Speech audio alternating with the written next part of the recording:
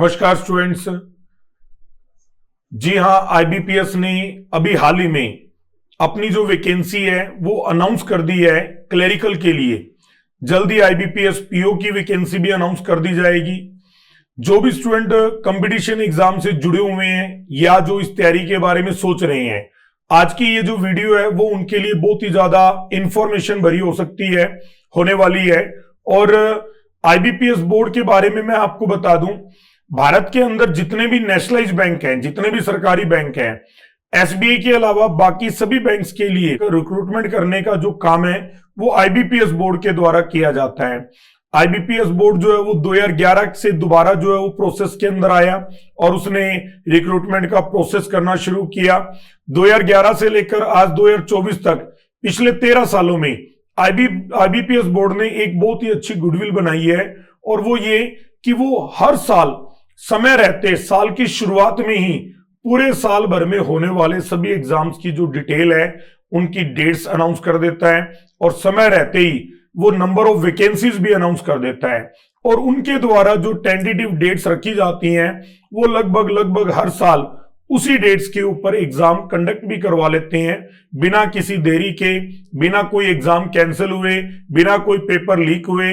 पूरा fair and transparent जो है वो इनका प्रोसेस रहता है।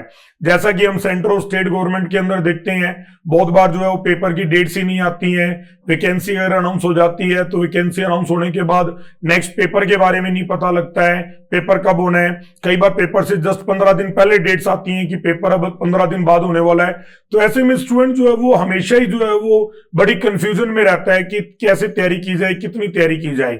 लेकिन आईबीपीएस का जो कंसेप्ट है वो इससे काफी अलग है, और आईबीपीएस ने जो है वो समय रहते ही ये वैकेंसी अपने अनाउंस कर दी है। जैसा कि आप देख सकते हैं, इस बार क्लरिकल की जो टोटल है 8,704, जो अपने आप में काफी बड़ा नंबर है। जब हम देखते हैं अनएम्प्लॉयमेंट का ऐसा दौर है, लगातार जो है वैकेंसीज कम होती जा रही हैं, ऐसे दौर में अगर हमें पता लगे कि आज भी बैंक्स के अंदर इतनी बड़ी मात्रा में जो है वो वैकेंसीज आ रही हैं, तो ये किसी भी स्टूडेंट्स के लिए बहुत अच्छी खबर हो सकती है। तो आईबीपीएस बोर्ड ने इस बार की जो डेट्स हैं वो क्या क्या डिक्लेयर करी हैं उसके बारे में हम लोग जान लेते हैं। तो नेक्स्ट जो है वो स्लाइड ये रहेगी। जैसे एक तो इन्होंने क्लरिकल की, आईबीपीएस जो है वो क्लरिकल, पीओ और एसओ होता है स्पेशलिस्ट ऑफिसर। इन तीनों के लिए जो है वो हर साल जो है वो एग्जाम कंडक्ट करता है।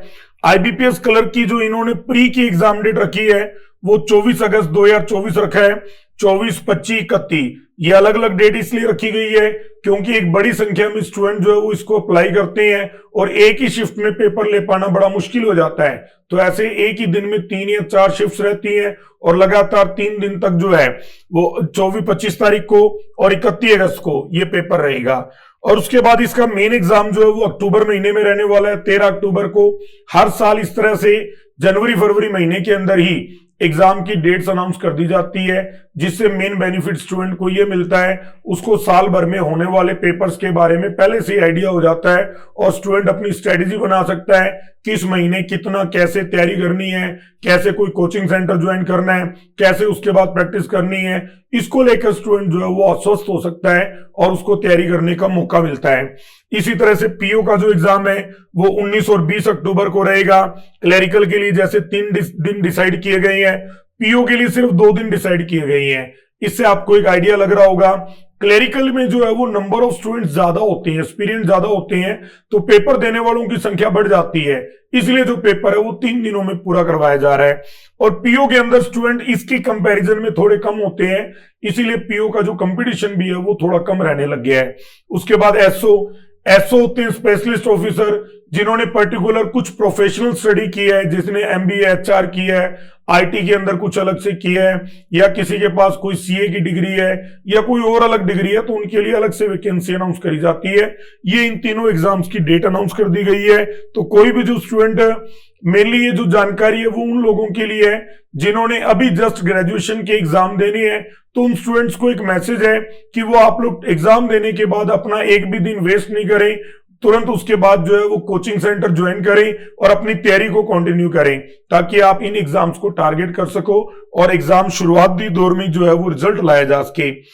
उसके बाद वैकेंसी पूरे इंडिया में तो 8,700 के आसपास है, लेकिन हमारे पंजाब में और पंजाब के नियर बाई जो स्टेट्स हैं उनके अंदर नंबर ऑफ वैकेंसीज की जो है वो मैंने एक डिटेल तैयार की है। जैसे कि पंजाब में 370 सीटें हैं, तो ये कुल मिला के इस बार फिर से हमें काफी अच्छी संख्या में जो है वो वैकेंसीज देखने का मौका मिल रहा है। हमारे जो पड़ोसी स्टेट हैं जैसे हरियाणा, बहुत से बच्चे हैं जो हरियाणा से यहाँ तैयारी करने आते हैं, या यहाँ पंजाब के ऐसे लोग भी हैं जैसे अगर मान लीजिए सारे के सारे लोग एक ही स्टेट में अप्लाई कर देंगे तो उससे क्या होता है, कंपटीशन बढ़ जाता है। तो ये ऑल ओवर इंडिया वैकेंसी होती है, आप पूरे भारत में कहीं भी किसी भी स्टेट में अप्लाई कर सकते हो। अब पंजाब और हरियाणा में तो ज्यादा फर्क भी नहीं है, तो ज्यादातर बच्चे कंपटीशन की नजर से देखते हुए कुछ बच्चे जो है वो हरियाणा में भी अप्लाई करते हैं, क्योंकि कई बार ऐसा होता है कि पंजाब की कट ऑफ ज्यादा चली जाती है, तो ऐसे में हमें कट ऑफ का बेनिफिट लेने के लिए अदर स्टेट को भी टारगेट करना चाहिए। इस बार हिमाचल में भी नंबर ऑफ वैकेंसीज काफी अच्छी है, 149। तो ये क्योंकि एक तो स्टेट बहुत छोटा है, दूसरा वहां के लोग जो है वो बहुत ज्यादा प्रिपेयर नहीं है कंपटीशन एग्जाम को लेकर, या वहां तैयारी के साधन इतने ज्यादा नहीं है। इवन कि हमारे पास भी हिमाचल से स्टूडेंट आते हैं, अभी हाल फिलहाल में ये एक स्टूडेंट जो है वो कुल्लू से आया हुआ है, उसके अलावा हिमाचल के और शिमला आसपास के एरिया से भी बच्चे खूब आते रहते हैं। तो 149 सीटें हैं। पंजाब के मुकाबले हिमाचल में हर साल ही कंपटीशन कम होता है, तो अगर कोई स्टूडेंट हिमाचल को टारगेट करता है तो पंजाब के मुकाबले नौकरी लेना ज्यादा आसान होता है। लेकिन स्टूडेंट्स को मैं ये बात बता दूं, क्लरिकल में हमेशा ऐसा होता है कि आप जिस स्टेट में अप्लाई करते हो आपको जॉब प्लेसमेंट भी उसी स्टेट में मिलती है, और लगभग हर एक बैंक 3 साल 4 साल या 5 साल से पहले जो है वो ट्रांसफर नहीं करता है। तो ऐसे में सोच समझ के अप्लाई करें। अगर आपकी पारिवारिक कंडीशन ऐसी है कि आप कहीं भी अदर स्टेट जाके जॉब कर सको और आपको कोई फर्क नहीं पड़ रहा है, तो डेफिनेटली आपको इसको ट्राई करना चाहिए। ऐसे में कई बार आपको कम कंपटीशन का बेनिफिट मिल जाता है। उसके अलावा जैसे गुजरात, हालांकि गुजरात हमसे काफी दूर है, लेकिन उसके बावजूद भी मैंने गुजरात को इस लिस्ट में जगह दी है। उसके पीछे मेन रीजन ये है, पंजाब के मुकाबले गुजरात में कंपटीशन काफी ज्यादा कम होता है। तो ऐसे में जो बच्चा लंबे समय से तैयारी कर रहा है, एक गरीब परिवार से बिलोंग करता है, और स्टूडेंट का मानना है कि सर कहीं भी पोस्टिंग मिले पूरे भारत में कोई दिक्कत नहीं है, बस नौकरी जरूर मिले, तो उन लोगों के लिए एडवाइस है कि आप गुजरात अप्लाई कर सकते हो। अगर आपको घर से दूर रहने में 3-4 साल 5 साल कोई परेशानी नहीं है तो आप गुजरात अप्लाई कर सकते हो। ऐसे में वहां जाके आप 3 साल की नौकरी पूरी करो, स्केल 1 के लिए प्रमोशन लो, प्रमोशन के बाद वैसे भी ट्रांसफर होनी होती है, और ट्रांसफर होके आप जो है वो पंजाब हरियाणा या आसपास के एरिया तक पहुंच सकते हो। गुजरात के बाद जो है वो आप उत्तराखंड को भी टारगेट कर सकते हो। झारखंड को टारगेट नहीं करेंगे, झारखंड जो स्टेट है वो हमसे काफी दूर है, हम लोग उत्तराखंड को टारगेट कर सकते हैं, और उत्तराखंड में जो है वो 52 वैकेंसीज हैं। ठीक है, राजस्थान की वैकेंसी इसलिए आप लोगों को बता दी गई है, जब भी राजस्थान के अंदर वैकेंसी लगभग हमारे बराबर होती है या हमसे कम होती है, तो पंजाब में बच्चे अप्लाई करना शुरू कर देते हैं राजस्थान वाले, और पंजाब में कंपटीशन बढ़ जाता है। जब राजस्थान में वैकेंसीज खूब ज्यादा होती हैं, जैसे कि लास्ट ईयर पंजाब में राजस्थान में वैकेंसीज खूब ज्यादा थी, तो ऐसे में पंजाब में कंपटीशन जो है वो थोड़ा कम हो जाता है। तो हम लोग हमेशा राजस्थान की वैकेंसी को जरूर ध्यान रखते हैं। और उसके बाद जम्मू एंड कश्मीर है, 52 वैकेंसीज यहां भी है, इनको भी आप लोग टारगेट कर सकते हो। तो आप लोग ये जो अदर स्टेट की वैकेंसी बताने का लॉजिक है वो यही है, कंपटीशन के अंदर कई बार जो है वो पंजाब काफी आगे निकल जाता है, कट ऑफ काफी ज्यादा चली जाती है। तो ऐसे में आप अदर स्टेट में अप्लाई करके उस कट ऑफ का या उस कंपटीशन का थोड़ा सा वहां पर जो है वो मार्जिन जो रहता है उसका आप फायदा उठा सकते हो। ठीक है जी, तो ये नंबर ऑफ वैकेंसीज थी, इसको मद्देनजर रखते हुए आप टारगेट रख सकते हो। गर्ल्स के लिए मेरी एडवाइस है कि वो पंजाब और हरियाणा को टारगेट करें, क्योंकि थोड़ा सा ज्यादा दूर रहना और वहां क्लरिकल की सैलरी में सर्वाइव करना बड़ा मुश्किल हो जाएगा। बॉयज जो है वो गुजरात को टारगेट कर सकते हैं, महाराष्ट्र को टारगेट कर सकते हैं, उत्तराखंड और हिमाचल को टारगेट कर सकते हैं। ठीक है जी, आगे बढ़ते हैं। इस तरह से हम लोग अपनी ऑफलाइन कोचिंग के अंदर भी इस बात का ध्यान रखते हैं, बच्चों को ये जरूर इन्फॉर्म किया जाता है कि आपको किस स्टेट को टारगेट करना चाहिए, नंबर ऑफ वैकेंसीज को देखकर, लास्ट ईयर की कट ऑफ को ध्यान में रखते हुए और बच्चों की पारिवारिक कंडीशंस को ध्यान में रखते हुए उनको एडवाइस दी जाती है कि आपको किस स्टेट के लिए अप्लाई करना चाहिए। और बहुत बार ये एडवाइस दी हुई जो है वो बिल्कुल सटीक साबित होती है और बच्चे को नौकरी लेने में वो काफी ज्यादा मददगार रहती है। उसके बाद जो नेक्स्ट आता है वो ये है कि इनकी जो एप्लीकेशन फीस है, अगर एसटी, एससी, एसटी और पीडब्ल्यूडी आप कैटेगरी से हो तो 175 रहेगा, और अगर आप अदर से हो जैसे ओबीसी या जनरल से हो तो आपके लिए ये 850 रहेगा। ये क्लरिकल का और ऑफिसर ग्रेड दोनों का सेम होता है। तो ये इनके जो चार्जेस है वो भी काफी नॉमिनल है। कई बार हम देखते हैं कि कुछ ऐसी वैकेंसीज आती हैं जिनमें चार्जेस 1400-1500 के आसपास रहता है, लेकिन इनके नॉमिनल चार्जेस है, इसमें प्री की मेंस की सारी फीस जो है वो इंक्लूड हो चुकी है। आगे बढ़ते हैं। नेक्स्ट, इसके जो प्री का पेपर है आईबीपीएस क्लर्क की मैं बात कर रहा हूं। प्री का जो पेपर है उस प्री के पेपर का पैटर्न क्या रहता है, इसके अंदर आपका जो है वो ऑनलाइन मोड में पेपर होता है। ये बात सभी जरूर नोटिस करें, ऑनलाइन मोड में पेपर रहता है ये। और इसके अंदर ये टोटल 1 घंटे का समय होता है। 20-20 मिनट के 3 स्लॉट मिलते हैं हमें। उन 20 मिनट के अंदर हमें इंग्लिश के 30 क्वेश्चन करने होते हैं, मैथ्स के 35 क्वेश्चन होते हैं, रीजनिंग के 35, और ये तीनों जो है वो 20 मिनट के अंदर ही कंप्लीट करने होते हैं।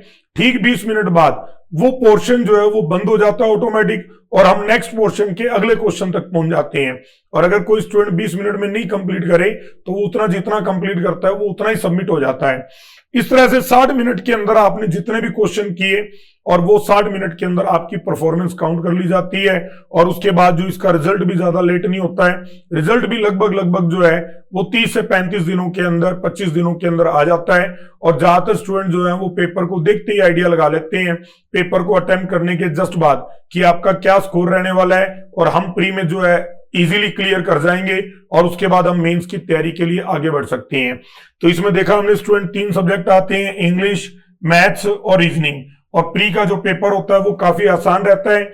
आसान रहने की वजह से कट ऑफ कई बार काफी ऊपर चली जाती है, और आप अगर सिर्फ सिलेबस बैच लगाते हो हमारे पास तो इजीली आप प्री क्लियर कर सकते हो। यानी आपका प्री का सिलेबस तो बड़ी आसानी से सिलेबस बैच में कंप्लीट हो जाता है। उसके बाद हम बात करते हैं मेंस की। प्री और मेंस के पेपर के दौरान लगभग आपको 50 से 55 दिन का समय मिलता है। कई बार समय थोड़ा कम भी होता है, लेकिन हम लोग जो है वो सिलेबस बैच खत्म होने के जस्ट बाद प्रैक्टिस बैच में जो है वो स्टूडेंट का लेवल उठाना शुरू कर देते हैं और मेंस के लेवल पर उसको जल्दी ही ले जाते हैं हम लोग। तो मेंस के अंदर ये सब्जेक्ट जो है वो सिर्फ जीके आपका बढ़ जाता है, वही इंग्लिश सब्जेक्ट रहता है, वही मैथ्स रहता है, रीजनिंग रहती है, जीके का सब्जेक्ट आपका बढ़ जाता है। नंबर ऑफ क्वेश्चन जो है वो 190 है इसमें इंग्लिश के 40 हैं, मैथ्स के 50 हैं, रीजनिंग के 50 हैं और जीके के 50 क्वेश्चन हैं।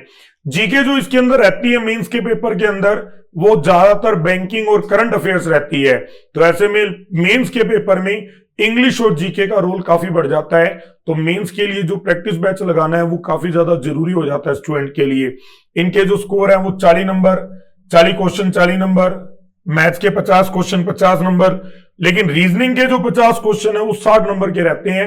यानी बैंकिंग के अंदर रीजनिंग की वेटेज काफी ज्यादा रखी गई है। और जीके के 50 क्वेश्चन 50 नंबर, टोटल 200 नंबर का ये एग्जाम रहता है। समय इसमें ठीक होता है 2 घंटे 40 मिनट। लेकिन आजकल मेंस का जो लेवल आने लगा है वो इतना अच्छा आने लगा है कि आपको बहुत ज्यादा पेपर करना नहीं पड़ता है। आपको लगभग 50% पेपर ही अटेम्प्ट करना होता है और 50% पेपर करने से इजीली कट ऑफ क्लियर हो जाती है और सिलेक्शन मिल जाता है। तो ऐसे में ये बैंक के बारे में सारी डिटेल थी, ये सारी इसकी सारी जानकारी थी। अगर आप लोग भी बैंकिंग की तैयारी के बारे में सोच रहे हो तो आईबीपीएस आपको हर साल मौका देता है बैंक में इजी सिलेक्शन लेने का। देखो मैंने इजी शब्द इस्तेमाल किया, वो इसलिए इस्तेमाल किया क्योंकि जब आप तैयारी में एंटर करते हो और आपको ये बात कंफर्म हो कि हर साल आपको 10 पेपर देने को मिलेंगे, ये मैं आपको काउंट करवा सकता हूं 10 पेपर। आईबीपीएस क्लर्क हर साल आता है, आईबीपीएस पीओ हर साल आता है, SBI clerk, SBI PO, RRB clerk, RRB PO, उसके अलावा आईबीपीएस का जो है वो एसओ का एग्जाम आता है। ये 7 पेपर हैं जो लगभग हर साल आते ही आते हैं, हर हाल में आते हैं। और उसके अलावा सिर्फ 3 और नहीं, कम से कम मैं मानता हूं 8 या 10 पेपर हैं जो रैंडमली आते रहते हैं, जैसे FCI, ESIC, EPFO, LIC, reserve bank of India, insurance की जो हमारी 4 कंपनी है उनके एग्जाम आते रहते हैं। तो लगभग एक स्टूडेंट जो इस तैयारी में एंटर करता है उसको हर साल 17, 18 या 20 पेपर देने का मौका मिलता है। जब आप एक साल में 15-20 पेपर अटेम्प्ट करते हो तो ऐसे में तैयारी के अंदर इतना कुछ बाकी रह नहीं जाता कि आपको समझ ना आए या आपको पता ना लगे। आप डेफिनेटली जो है वो साल 1.5 साल के अंदर क्लियर कर जाते हो। जबकि सेंटर और स्टेट के बहुत से एग्जाम्स ऐसे होते हैं जिसमें स्टूडेंट को पता ही नहीं होता कि अगले साल वैकेंसी आनी है कि नहीं आनी है। तो बैंकिंग एग्जाम की जो सबसे अच्छी और खास बात है, हर साल ये कंफर्म होता है कि वैकेंसी आनी है और हर साल पेपर कंडक्ट करवाए जाते हैं। तो ऐसे में अगर आप एक लंबी स्ट्रेटेजी लेकर चलना चाहते हो तो आप इन एग्जाम्स को टारगेट कर सकते हो। ठीक है स्टूडेंट्स, आप लोगों को अगर ये इंफॉर्मेशन अच्छी लगी हो तो आप लोग जरूर इसको लाइक और शेयर कीजिए। अगर इसमें कोई बात आपको बढ़िया लगी हो या कोई बात आपको कम अच्छी लगी हो तो उसको भी कमेंट्स के द्वारा जरूर बताएं। Thank you.